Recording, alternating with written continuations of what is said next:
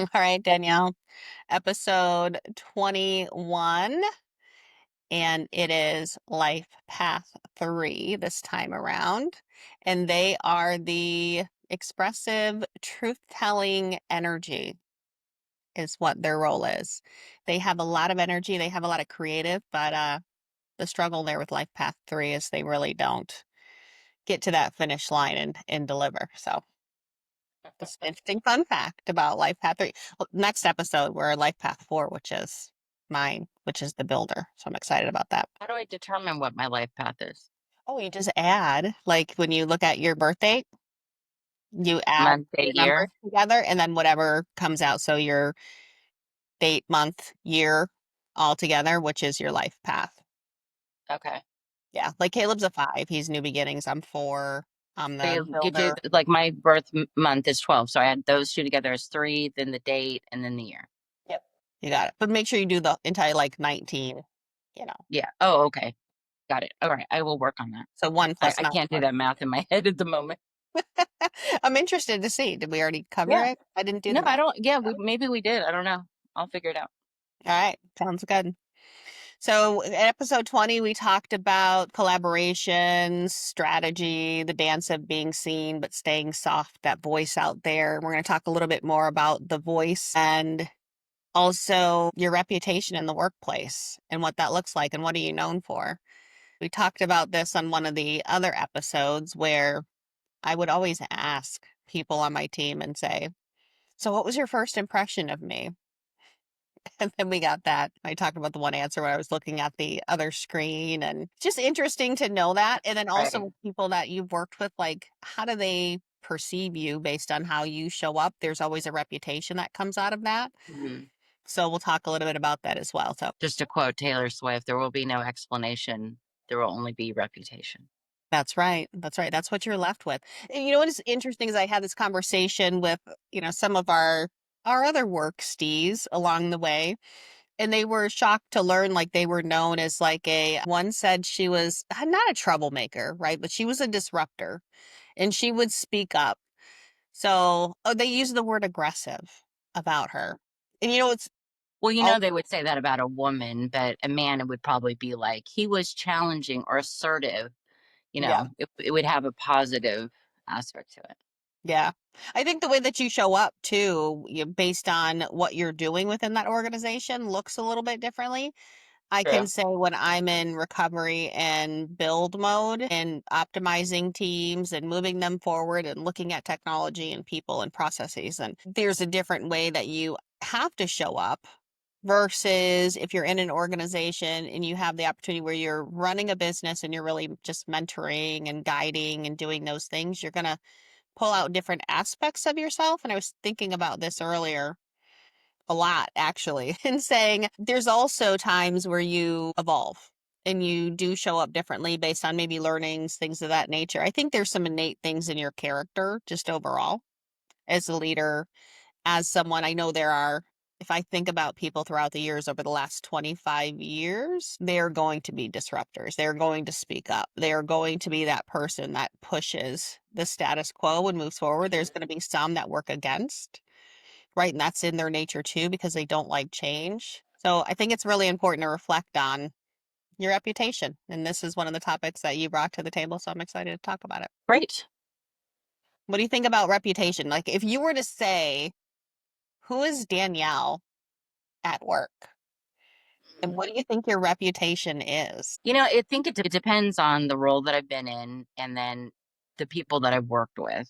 Because I feel like, the feedback that I've had consistently with people who reported to me is that I was very supportive, that I was good at explaining things, that understanding the why behind what we were doing, because that's important to me. I sent you that video of like, I didn't need, if you want me just to move this across the room, that's not important to me. But if I understand why it needs to be across the room, Mhm. then I'm going to make sure that gets done. So that's really important to me. So, cluing my people in on why things are important can be a little bit exhaustive, but I feel like that's an important aspect to anyone's job. I think that it's hard to say what colleagues might think about you. I think, by and large, I feel like people would, as a whole might say that I'm collaborative, that I'm willing to jump in and help, that I would often be a person of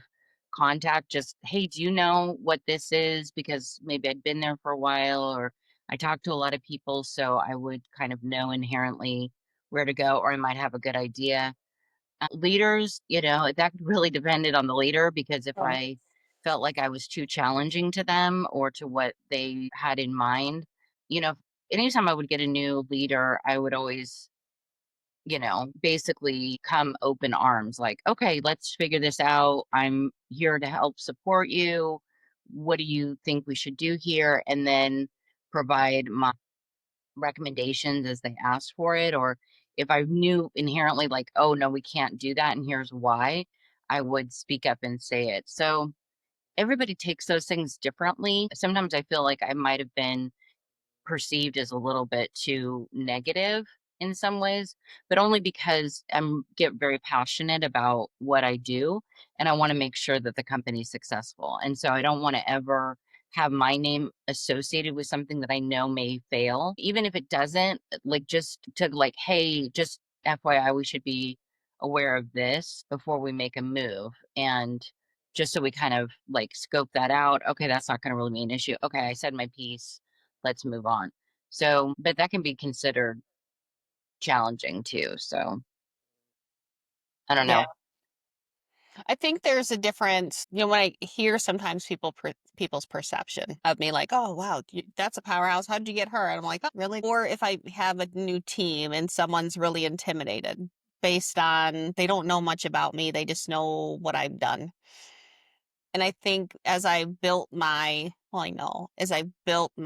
career and kind of reputation, it's been really important to me to be authentically who I am.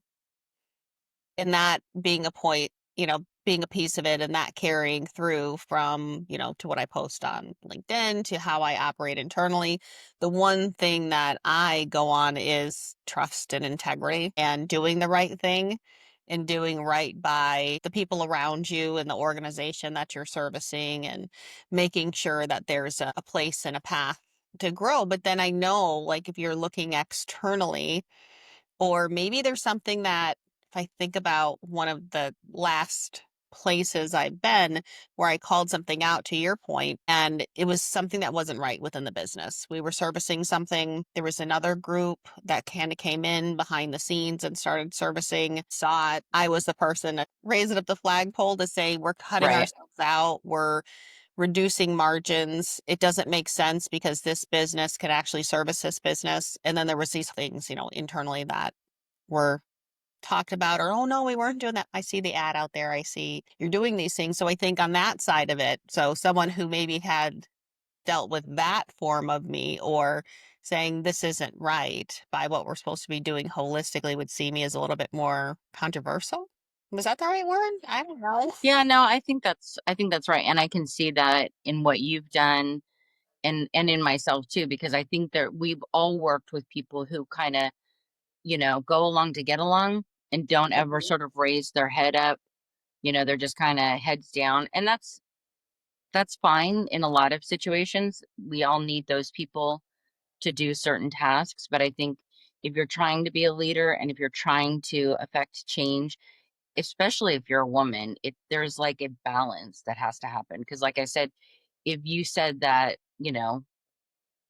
that somebody was angry or whatever about a man, that person, and we've seen that, has got to be pretty angry, right? Mhm. Whereas if you're being challenging as a man, you might just be seen as, oh, he's a real leader, he's assertive, he knows what we need to do. And so it's just a different perception, I think, too.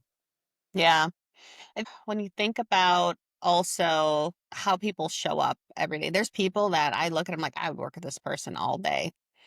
Then there's others I'm like, but maybe there was growth across it. So I think your reputation is so much more important than people make it out to be and how you show up. I mean, there's like at work, there's the gossipers that are always, passing information. And if you can see that, all right, admittedly, Danielle, I'm gonna I'm Oh, we using it to shared my gossip for advantage, sure. like, I'm sharing this Yeah. with the world now. If Yeah. I know someone's gonna boop, boop, boop, boop, boop, and I need them to boop, boop, boop, boop, boop, I might tell them something so they Right. could go run and tell that You'll to you'll say, uh you'll just kind of poke them along to, yeah. yeah. So your reputation too, based on where you are. Like I knew the people who were not truly, I don't want to say loyal, but I think it's loyal, not necessarily to me as a person, but to the goal and the Right. common good. I would keep those people really Yeah. close, really close. When other people couldn't work with them, somehow I was able to work with them, but I knew, it was a Right. known to me. So I think also understanding other people's reputations is important as you're leading. Yeah, I think it's interesting when you say like other people couldn't work with them because I've I've only had a few people I think really in my career that I had really had a hard time working with. And a lot of it is, maybe chemical, like there's just something about them that just, you know what I mean, that just doesn't work. So in some ways too, like in a remote workforce that actually helps because you're not around that person all the time. But I think sometimes it's maybe the way they talk or sometimes people can be kind of patronizing, so I would be interested to know, like, if other people aren't able to work with them, why, what that is it because they kind of steamroll over other people, is it because they are just who knows. And I've had people who I worked great with who then I had a conflict with because we couldn't see eye to eye on something, but at the same time, like, I don't tend to harbor any ill will against anybody. I mean, there's a few people and that I work with who did me dirty, and I'm not going to forget that. But thankfully, I haven't had to work with them again because it's one of those things where unless you own the company and you're hiring all the people yourself, you really don't have any control over who you work with. So you have to kind of always do the best you can with what you have in front of you. Have you ever been a part of those 360 reviews, either asked to complete it for a peer or had one done on you? Like they're stressful, Interesting. first of all. Yeah, and they're interesting. I've had to do it for a leader. I think I maybe had to do one for you or part of one I for think you, but so. I don't know that I've ever had one myself. At least I don't remember having one myself. Yeah, I'm trying to remember. I don't think we ever had you do one at least the time that you worked for me, but those are really interesting because well, you don't know where they're coming from. So I did one, you know, I've done a few of them throughout the years when I think about, 20-year career, 360 review. And in some places they were used as like how was this leader showing up? If there's some noise around him, and they would push a 360 out. So one organization used it that way. The other organization used it as kind of executive coaching, is what I'll say, and Right. being able to evaluate that leader. But I'm not sure also what truth you get out of it necessarily. And it's based on a singular view, based on what you're doing with that person, right? If you're interacting with that person. So 360 supposed to be people that you're interacting with, different places in the business. It could be your direct reports. It could be someone that you're working with in another department. And usually you're selecting those people. So if I'm working in an organization, I'm saying, based on I need to have a 360 done for my executive coaching. Here's who I'm working across and some people that fall out of my purview. They're not my directs, then it's some of your peers, and then it's all of those pieces coming together, and then based on how you have interacted with that particular person group. I mean, I wouldn't think, well, I don't think there would really be anybody that I'd be like, please don't send it to that person, but there are sometimes people who don't organically like you in an organization. That's what I mean. Like, there's going to be some people you just butt heads with. Maybe it's because they don't like you. Maybe it's because they don't, you know, respect the role that you're in or whatever the case may be. Yeah. And this interesting those coming back, and I just remember there was a comment on one, and I can't remember what it was, but it was because it was what I was charged to do. Like she seems very matter of fact, and she's just I'm like, well, that was how I needed to interact.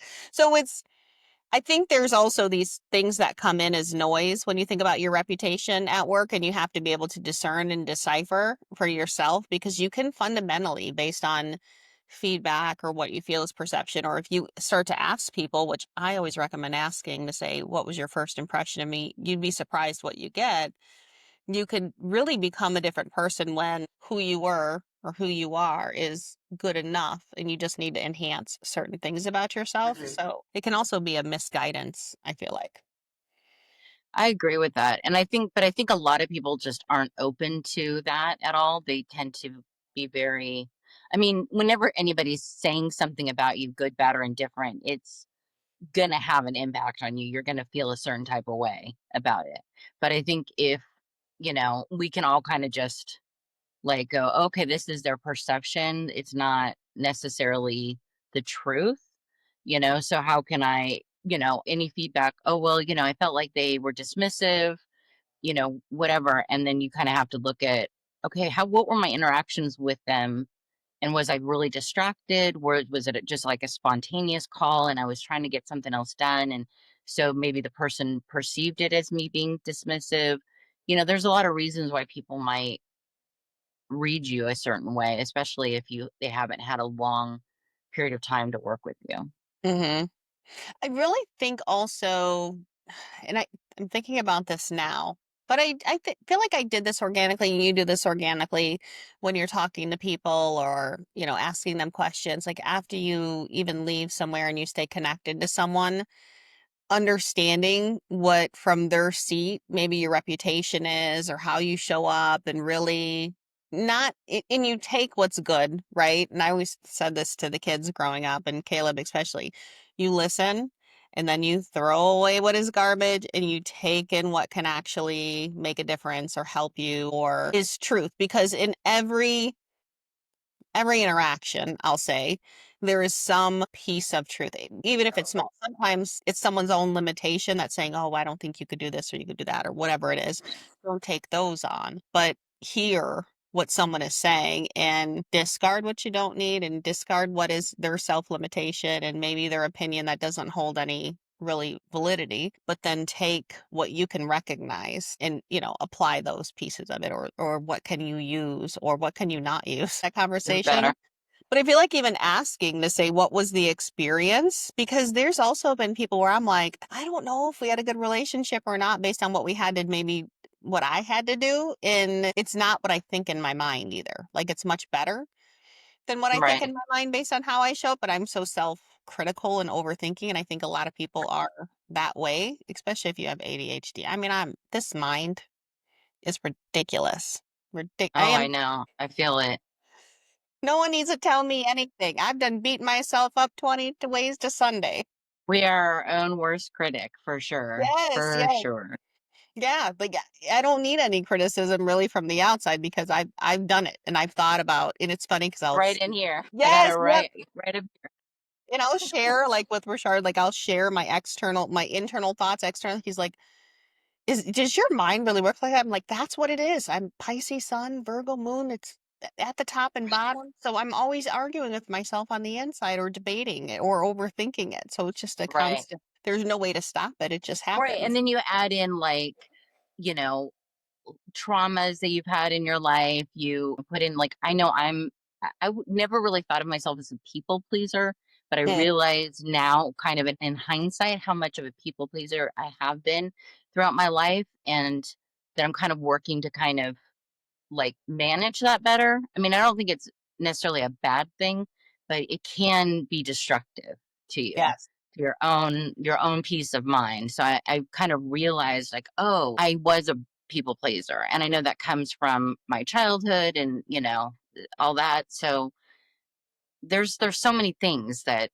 get caught up in what we're doing, and then just societal norms and cultures. If you've been in a company for a certain amount of time, you start to pick up on the culture of what's going on. And circling back to the gossip thing, that can be really like one of the things that I've always felt was great about working remotely too, is that you don't get caught up in as much of that.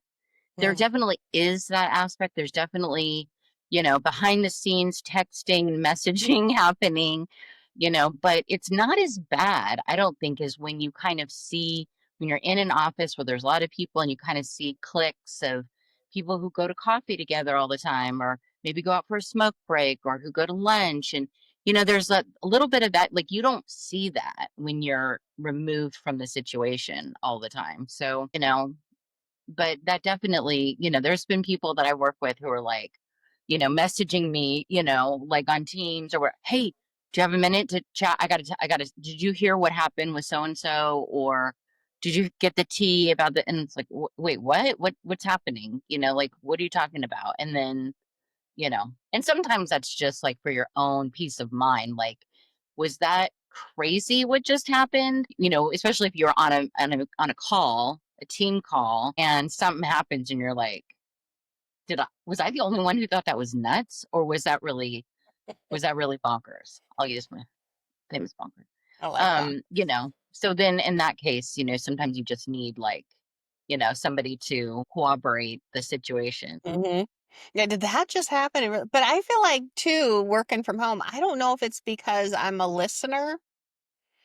And you are too, though. Like you listen a lot, but I think you've been sort of, in some cases, you were a little bit more siloed than, and you were able to kind of do your own thing and, versus Well, you having can that pick up whole, on energy too. Like yes, you can, yes, especially if you meet with the same people regularly, you start to notice energy and especially a lot of times it was always interesting when I'd be meeting with certain people and then their leader would be on the call as opposed to just like colleagues. And then they would have a completely different temperament. And you're like, whoa, okay. I didn't realize it was like that with them. Like they're very intimidated by the person that they report to or whatever. And so then that shows you a different aspect of who they are. So yeah, then it's like, okay, now I understand why they're the way they are because their leaders like this and they have to kind of deal with that. So sometimes that provides sort of useful knowledge. yeah. Yeah, it really does. And I just feel like I always knew in organizations like what the haps were, and I didn't always want to know it. So now it's like, I don't want to know. Don't, even if I sense some things. All right. So I do have a string board that I still do connect all the dots on stuff Ah, for my own self to be like, oh, I think this is what is happening, but I don't want to validate. Like, I don't want to validate. I want to know for sure. Because then you get wound up and it creates this, is it culture? But I feel like it yeah, is kind culture of it's that where, anxiety within the culture of and pessimism, I think a lot of times. But sometimes you can kind of tell when somebody's on their way out before they've given their notice, and you're kind of like, I bet you this person's looking for another job, or they've got something. There are some people who are very good about not showing that, but there are other people who you're like, I kind of feel like they're on their way out, and you know, their demeanor can start to change and all of that.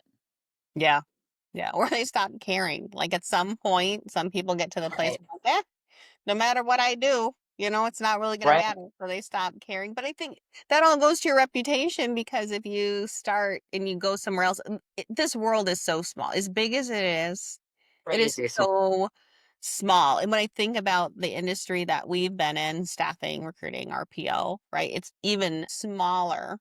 And when I don't know someone, I'm kind of surprised, like, oh, I haven't run across that person. But Right, especially especially in for summer, somebody who's people been in start. the industry as long and at different companies and things. Mhm. Yeah, that's always fascinating. But it's true because I feel like, like I've had some negative experiences with people in the job search or whatever, and you think, well, don't screw over too many people because that might bite in the butt when you're trying to sell your business to me later, you Right. know, and that will most likely happen. So, yeah, it's very small. It's kind of shocking in It a lot of ways. is. It is really small. Like when I went to that Bullhorn Engage event, and I didn't go to the different sessions and things like that. But when I went to the Bullhorn Engage, I saw so many people that like we worked with at Elmer and people that we were just all throughout. And it was so Right. crazy to be able to see people and have a conversation. One of them that I had traveled with a little bit, and now she's doing a executive search, and I was hadn't seen her in forever. And it was nice to be able to connect. And, she even said, she's like, oh, I followed you for a while and saw, and I thought you left the industry. It's so great you're back. And I'm like, well, that's kind of nice to hear. And then I had people like I was sitting in the lobby area would just wave to me. I was like, I have no idea who that is, but they must recognize my face. Right. Like, I know that's always kind of, I'm because sometimes I'm Like, usually I remember faces, but I'm Mhm. bad at always putting the name to the face. So it might take me a minute to kind of reconnect the dots of like, okay, where did I know you from? Oh, okay, yeah. But I'm usually pretty good at faces. So Yeah. And I think when you have a reputation that you've built, right? It's a good reputation. You're known for these things, right? It is so important. We talked about this. When was this, Danielle? Was it Monday that we were kind of talking back and forth? I can't remember now. yeah, But when Sunday or we're Monday. yeah, when we were talking about when you do have a reputation, when you built something that is really good, right? So one, how are you building it? What does that look like? Understand what other people are perceiving, right? Because how someone is perceiving versus how you believe you're interacting may or may not be the case. So it's always good to do kind of some checks and balances there. So that's what I Mhm. would suggest for people trying to build their reputation. And then once you have your reputation that you've built, that you know what you're doing, you're great at these things, people trust you. I think trust is that number one piece when people trust you is being very protective of how you then go about and carry yourself around because you can very easily leverage we talked about this too, the relationships that you have, right? You know that you have a name, you have a good reputation, people do trust you. You can use that in so many different ways. So it's very important to discern how you're using it, when you're using it, because at the end of the day, once you've built something from a reputation standpoint, you want to maintain it if it's good, right? I don't know how you dismantle a bad one. I don't have advice on that. Just really shred it, I I guess. don't know how you dismantle a bad reputation. I guess it's just a slow progression, just like it is to build a good one, right? You have to go Yeah. opposite to really dismantle if you've gotten some sort of impression around you that's really not true. But being able to dismantle that, which I think I've dismantled some perceptions about, like which I am tough in a way, like when it comes to performance and making sure people are doing what they need to do. And I'm just, I'm going to give you some grace, but at the end of the day, you got to do what you were hired to. Everybody has a job. You got to make sure it's complete. So I get if there is like a little bit of a reputation for being tough, but it's just expectation and you have to meet this deliverable. And if it's As long unreasonable, as yeah, because but I think that's okay if it's within the parameters of the job, right? yeah, If you're being tough because a person is you're expecting the person to work a lot more hours than they should, or right. That's not, unreasonable goals or whatever. But yeah, if it's in the framework of the job, then yeah. I don't think that's a problem. Yeah. Yeah, I agree. I agree with that 1000%. So then when you have that, right, you have this good reputation, you're known for these different things, you are innovative, you are a thought leader within your space, whatever that looks like, how you use that going forward, you should be very protective of that and just not allow everyone to access that.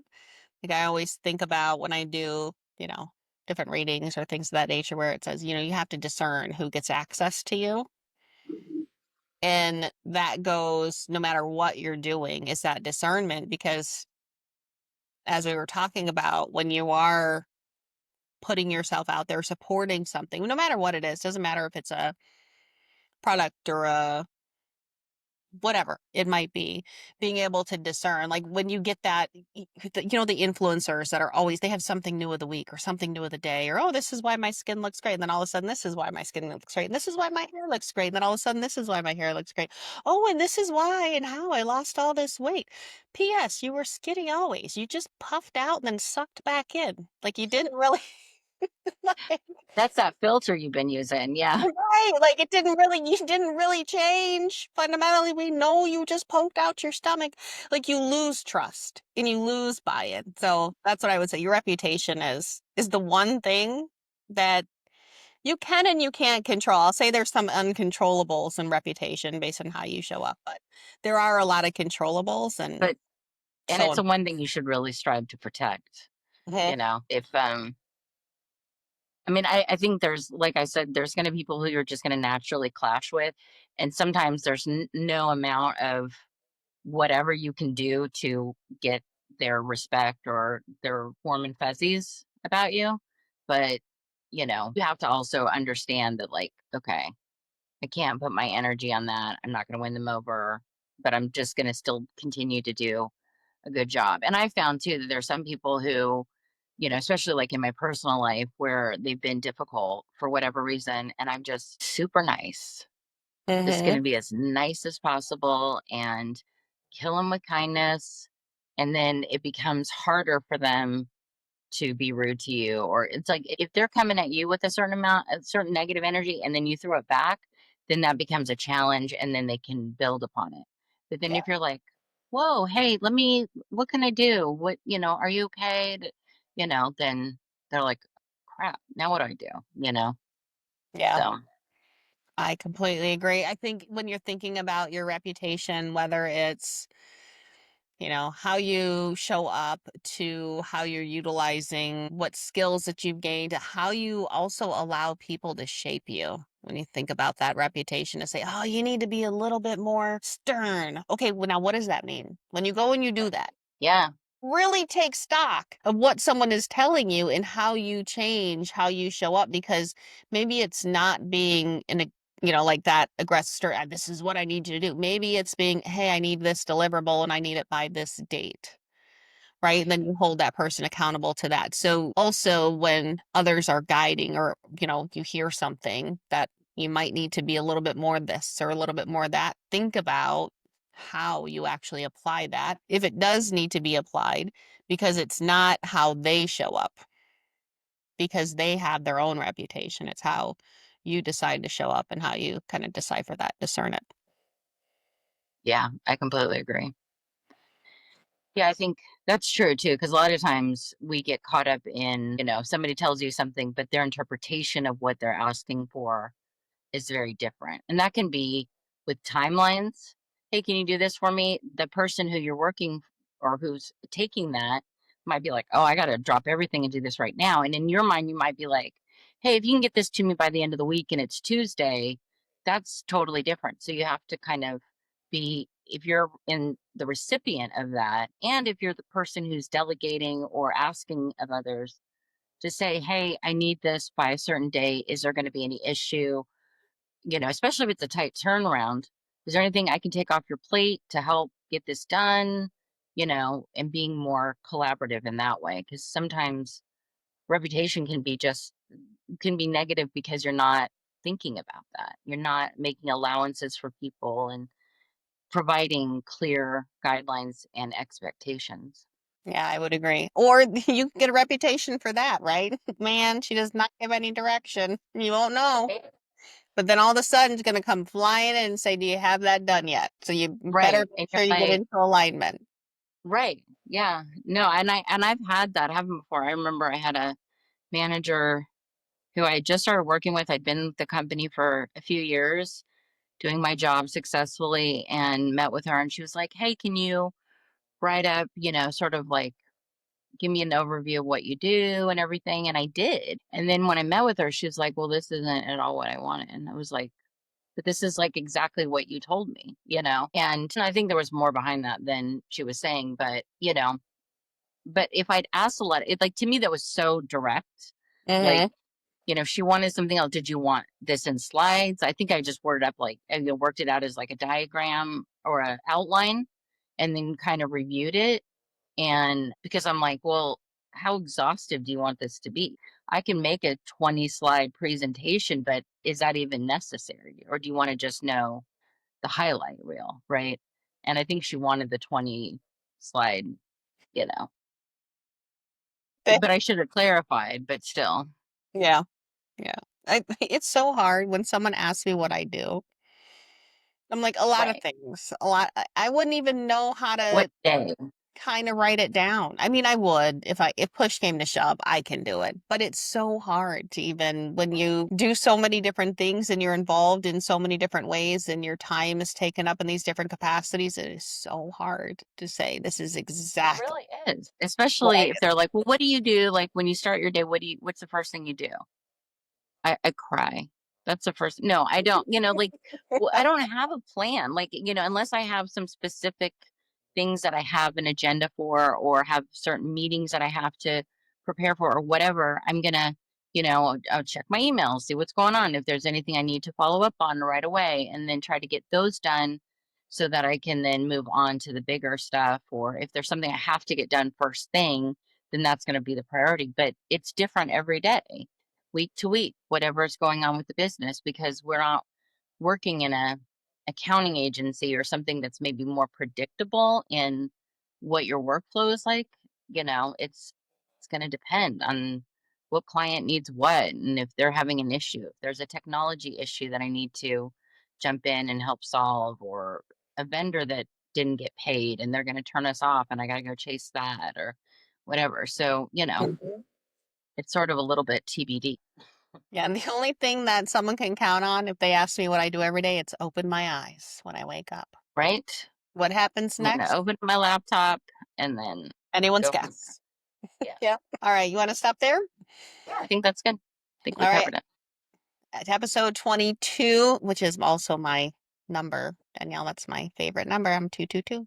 So is life path 4. It's the builders of an organization. We'll be talking about doing some building and bringing organization to chaos. Will be our next one. That's a good topic. Well, in next week's episode, we'll be doing the job market tea, That's because right. the job report comes out this week when we're recording this.